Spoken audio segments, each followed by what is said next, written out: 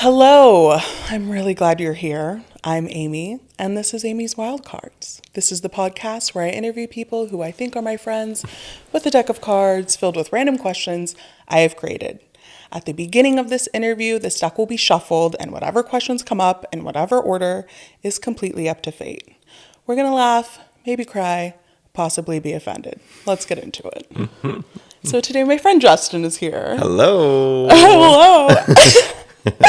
And we officially decided this is going to be our Pride episode. All right. Just a couple of queers on a couch. Mm-hmm. You know? That's a good name for a podcast. Yeah, it is. Queers on a couch. So if you do your podcast, it'll be a couple of queers on a couch. So I shuffled a bunch before you got here. So your deck is ready whenever you want it to be. Mm-hmm. So I let my guests choose when I stop shuffling, or I can choose. Okay. What would you like to do? Could we just sit here for the whole podcast while you shuffle? Just shuffle. That's all it is. And we'll just talk about other things. We're going to disregard my format. We can. I mean, it's your interview. All right. One more. Okay.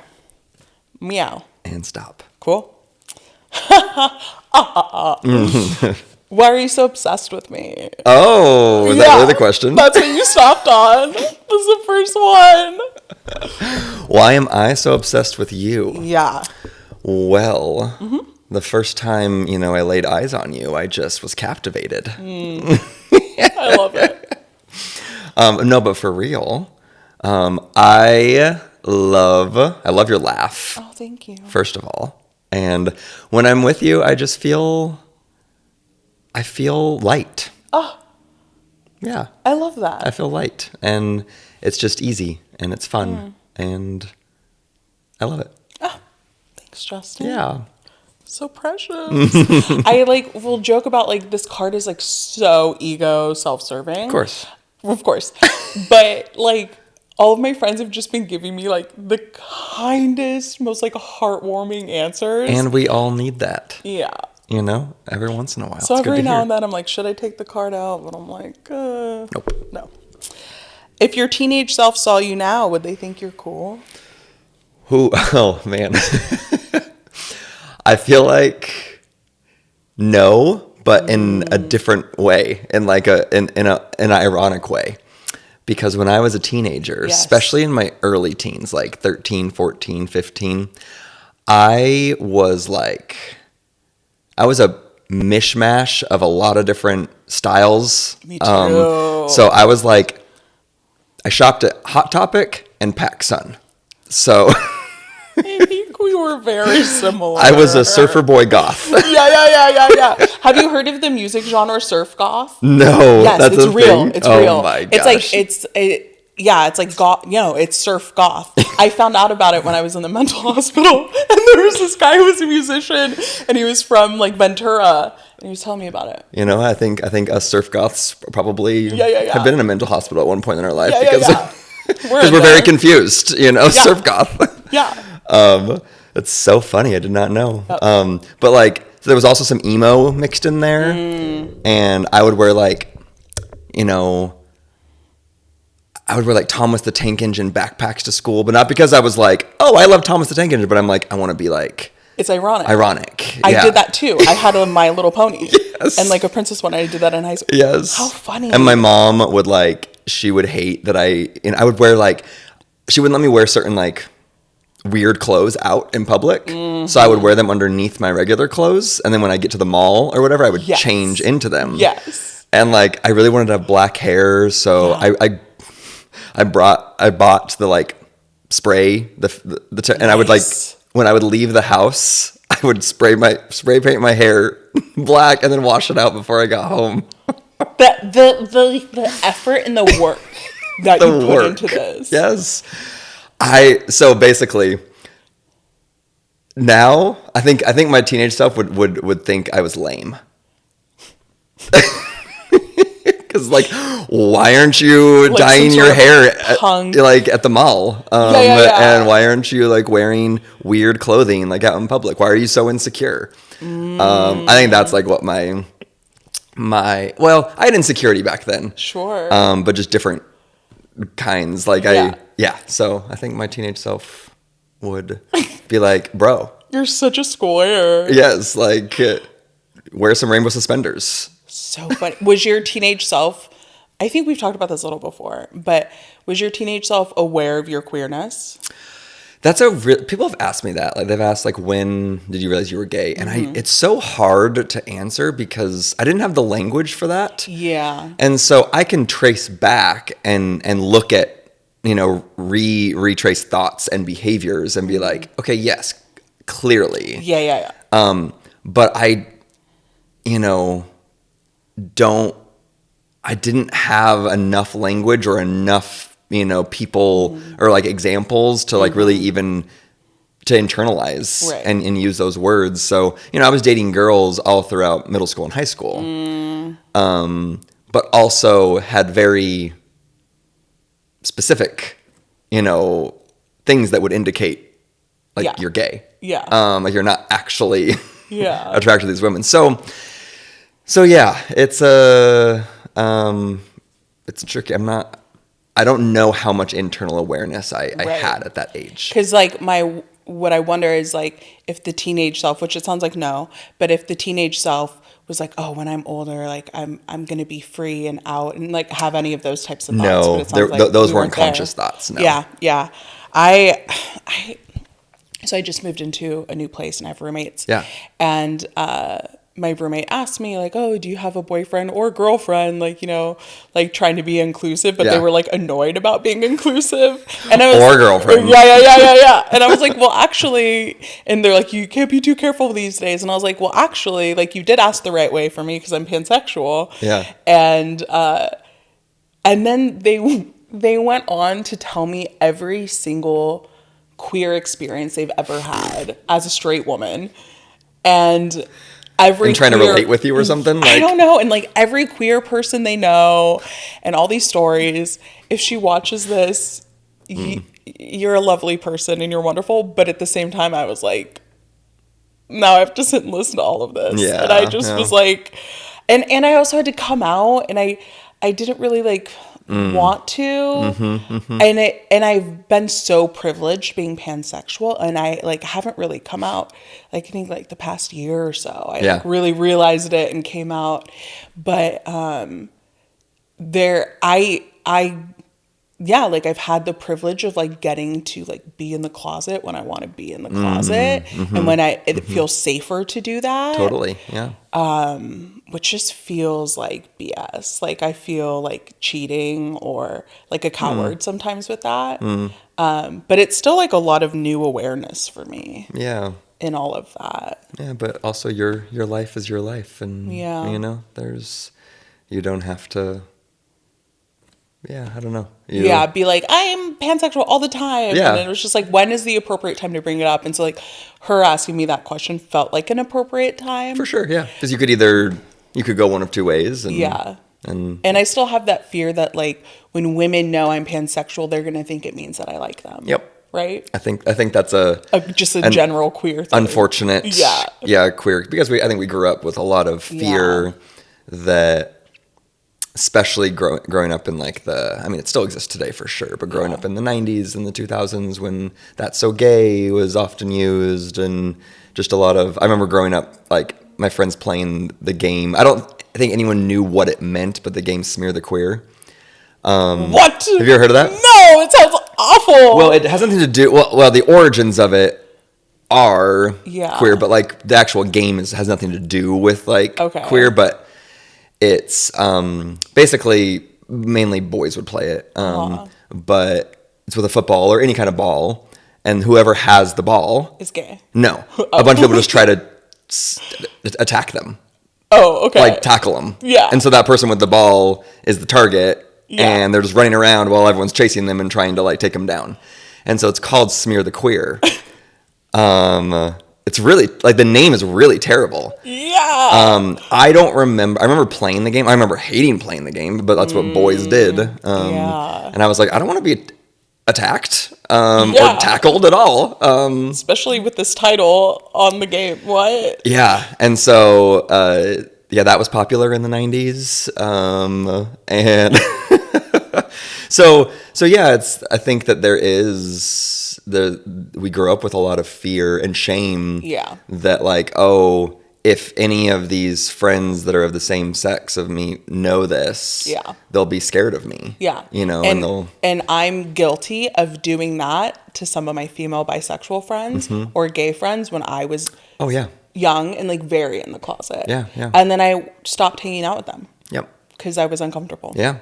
I pushed away a lot of, even as an adult, pushed away a lot of gay people. Right. Because it's internalized, right? It's internalized homophobia sometimes of like, even I was like, didn't know it was possible for two gay people to just be friends. Yeah. Because culture just tells you like any relationship with a person you can be attracted to has to be romantic. Has to be romantic, yeah. And it's such BS. Like I finally have like really safe male friendships. And I was just always told that's something no, it's impossible. Yeah. Right?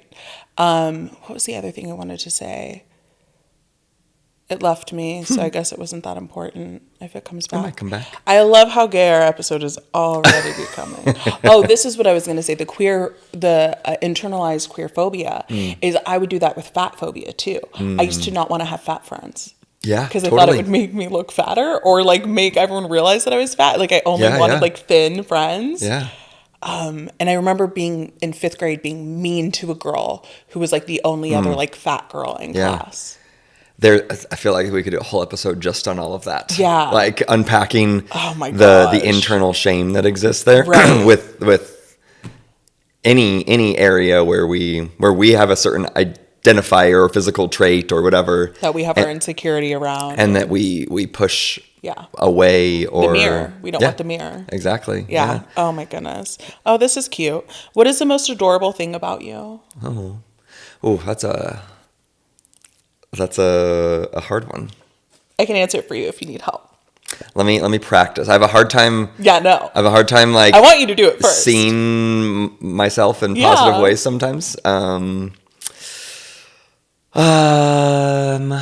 Adorable thing about me. I think that gosh, it's sad how hard this is. I believe in you. Like I'm like gravitating towards like more almost not negative things, but like, oh, I think I know what you're gonna say. Okay. but all right, here we go. As soon as you said that, I was like candelabra. Yes.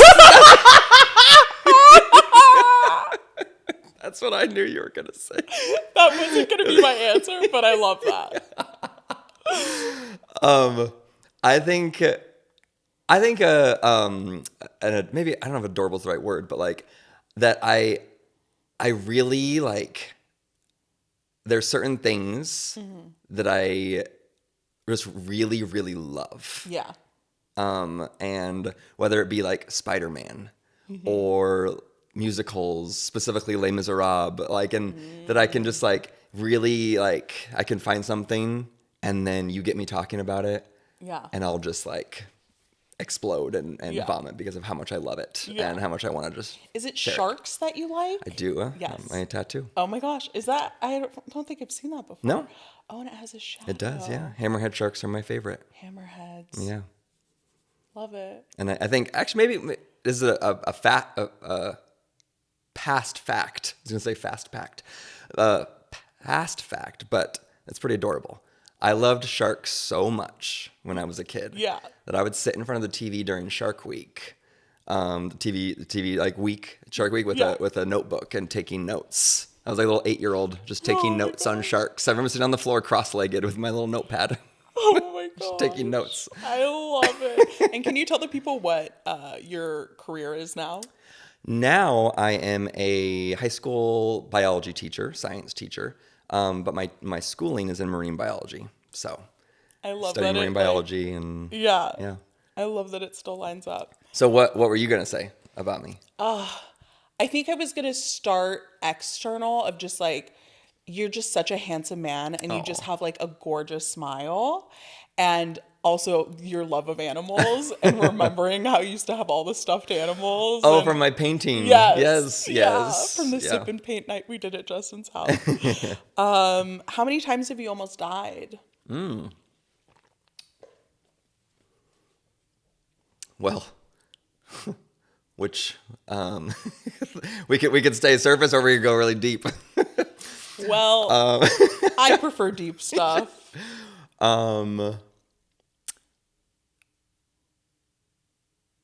Almost died due to external circumstances twice.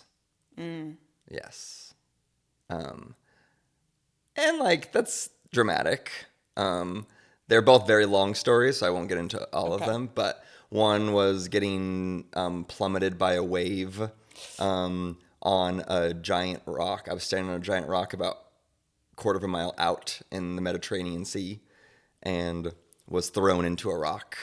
Thrown across the rock that I was standing on as a giant wave like hit me. Yeah. That was fun. Was it fun? It was, especially when I jumped off the rock because another wave was coming. Oh my God. And I jumped into a swarm of jellyfish. Stop. How old were you? I was in college. I was in Lebanon, and the Mediterranean there, and so I was 22, I think. Oh my gosh. Something like that. And then the other one was when I was in Costa Rica. I was doing sea turtle conservation, and we were in the middle of like nowhere, collecting or looking for sea turtles to collect their eggs when they would lay them, when the moms would, because poachers would come and poach them. So we were collecting the eggs to bring them back to hatcheries to then watch over them. Well, there was one night, it was like 2:00 in the morning. We were out on this really remote beach and we were collecting eggs. There was only me and two other people, the head marine biologist, and then we get the eggs and the lady goes, "Hey, so there's some poachers over in the jungle right now.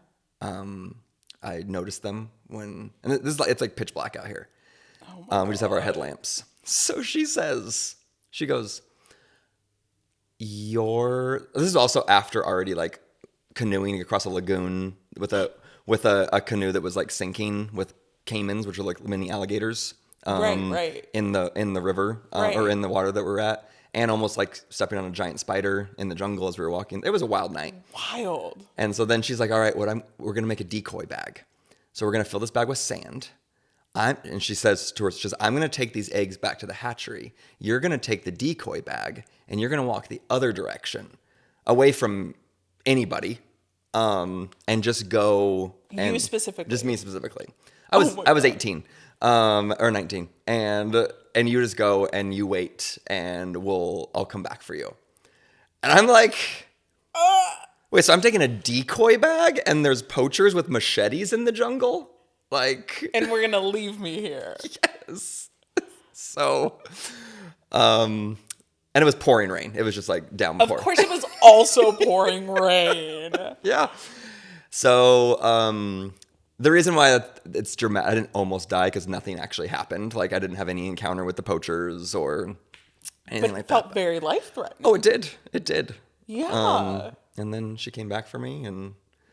With your bag of sand. That's why like some marine biologists, like they get so into their work that like they can get such major tunnel vision. I think a lot of scientists are this way. They can get such major tunnel vision that it's like, all that matters is this data. Yeah. Or this research, and you know, all the love out there to all you scientists. I'm there too, but yeah. That's actually why I left the profession because I couldn't do it. Like I couldn't be so like. Yeah. There's no balance in that. No. And some do have the balance, but I'm like, I can't dedicate my whole life to just like this one little thing. I need way more, you know, totally bigger stuff. Anyway. This is a similar question to one you've answered. So I like the theme we're getting. What is your favorite thing about yourself? Man, you're really. Yeah. Actually, I think these are straight from God. That's what I'm saying. Because I literally, like the past 2 days specifically, I've been like this kind of deeper thought has been brewing in me of just like, man, I don't have a very high view of myself. Wow. I love this so much. Because I've been sharing certain things, like some of my insecurities with different people. Yeah. And they're all like, really? Right. You feel that way about yourself? Right. Like, they're like, I experience you in the complete opposite way. Yeah. And I'm just like, I keep getting that message from people, and I'm like, what is this block? I mean, I know many aspects of what that block is, but just like, not that I want to walk around being like, man, I am amazing, because that's not healthy either. And it's not like this, like, oh, I'm just so humble, before the Lord. Yeah. No, he created me. He doesn't want me to walk around. Anyway. So what's the question? Let me go back. What is your favorite thing about yourself? My favorite thing about myself. You know what? Actually, I can answer this.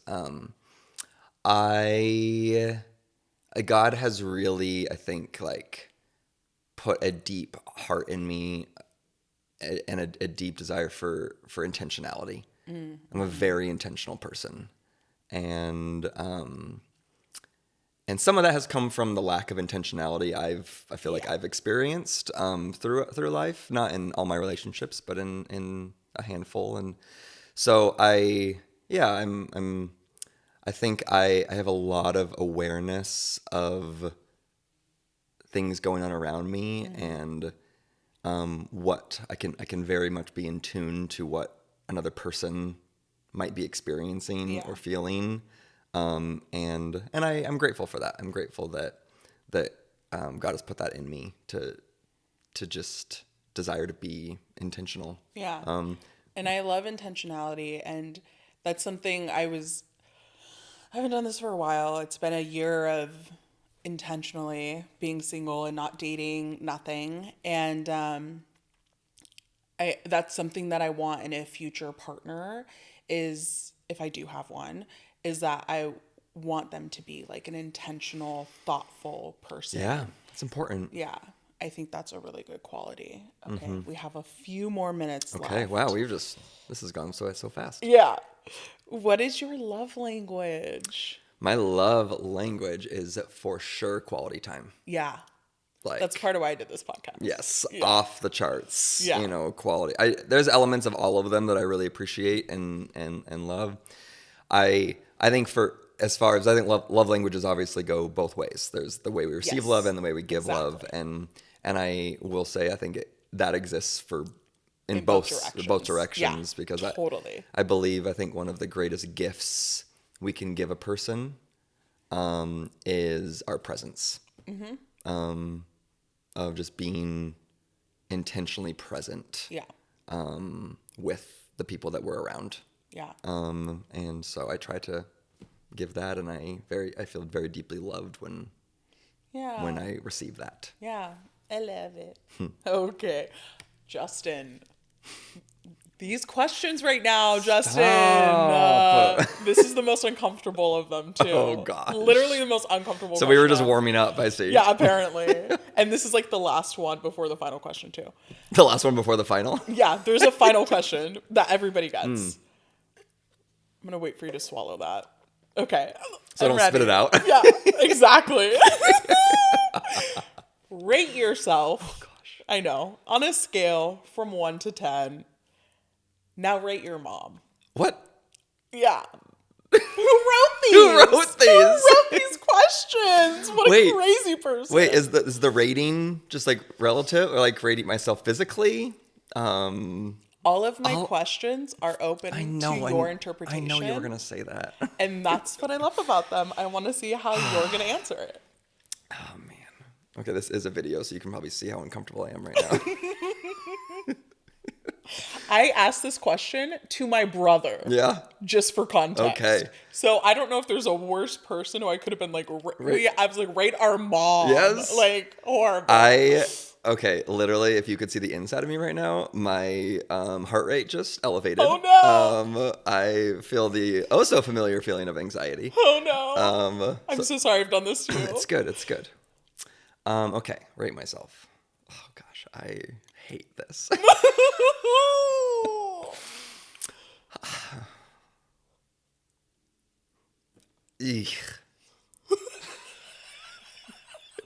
Amy? I know.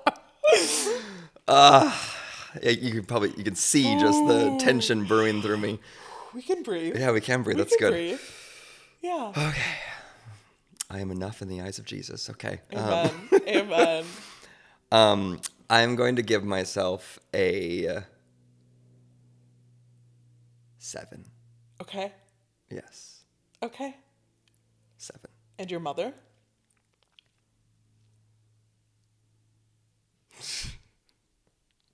Well, I have to say 10. You don't. No, I know. I'm just kidding. It's funny. We'll wrap it up. We'll get into all the stories. My mom and I have had a very up and down relationship over the years. I'd say, right now it's very much at an up, and it's good. You know what? I'm gonna give my mom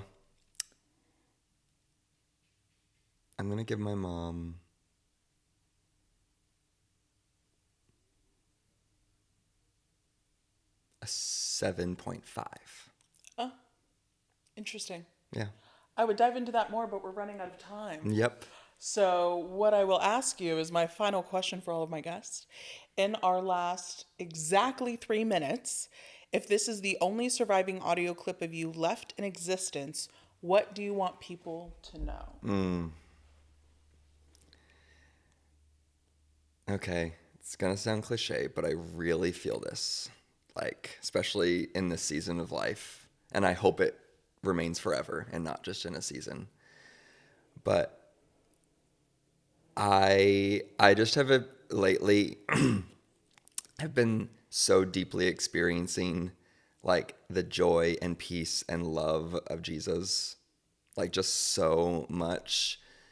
And I just want everyone to experience that. Yeah. So deeply. And so how do you get there? Yes. So I would say you have 1 minute to tell everyone. Oh my gosh. I know. What?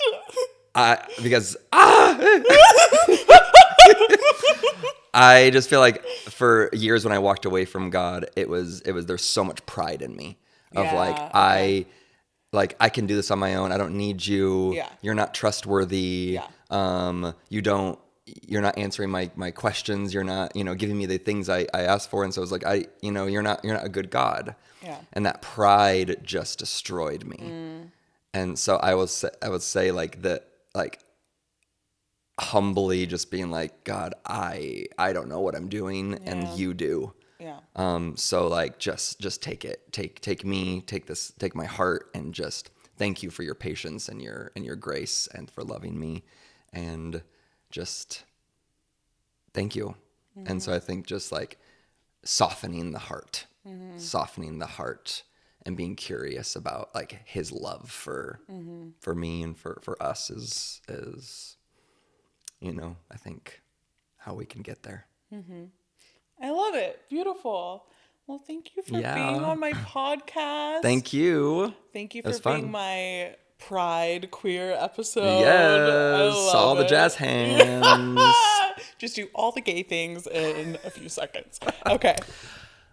Okay. Love you. Thank you. Bye. Bye.